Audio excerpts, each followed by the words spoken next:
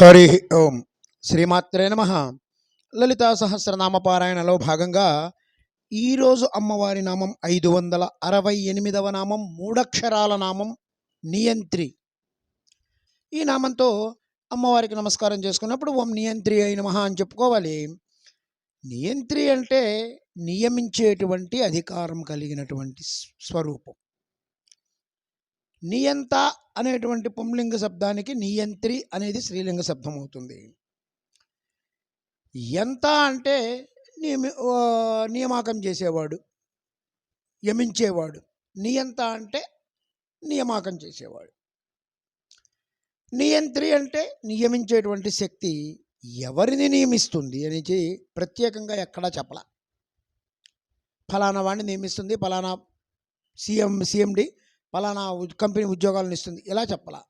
ఈ ముందు వెనక ఏమి చెప్పకుండా అమ్మని నియంత్రి అన్నారు. నియంత్రి అని ముందు వెనక చెప్పకపోవడం మూలంగా సర్వాన్ని నియమించేటువంటి అధికారం కలిగినటువంటి తల్లి అని చెప్పి అమ్మవారికి ఈ నియంత్రి అనే నామం సరిపోతుంది. సర్వాన్ స్వేషు స్వేషు కృత్యేషు వ్యవస్థాపయతి నియంత్రి అని చెప్పి అన్నారు.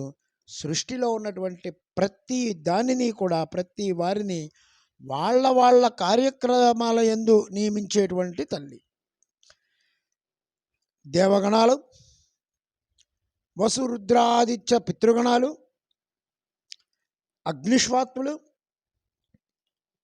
అలాగే దిక్పాలకులు, ప్రతి చోట ఎక్కడ ఏది ఎవరికి అవసరమో అలాంటి వాళ్ళని నియమించేటువంటి అధికారం కలిగినటువంటి తల్లిని నియంత్రి అన్నారు.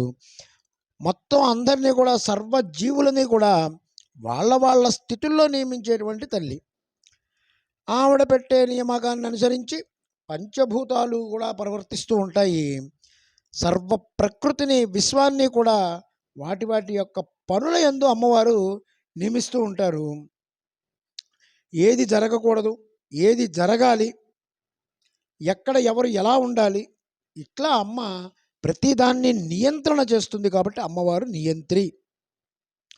సృష్టి మొదల నుంచి ఇప్పటి వరకు కూడా ఇవన్నీ కూడా ఎలా జరుగుతున్నాయో, ఈ సృష్టి కార్యక్రమానికి సంబంధించినటువంటి మొత్తం నియంత్రణ కూడా అమ్మ చేతిలోనే ఉంది.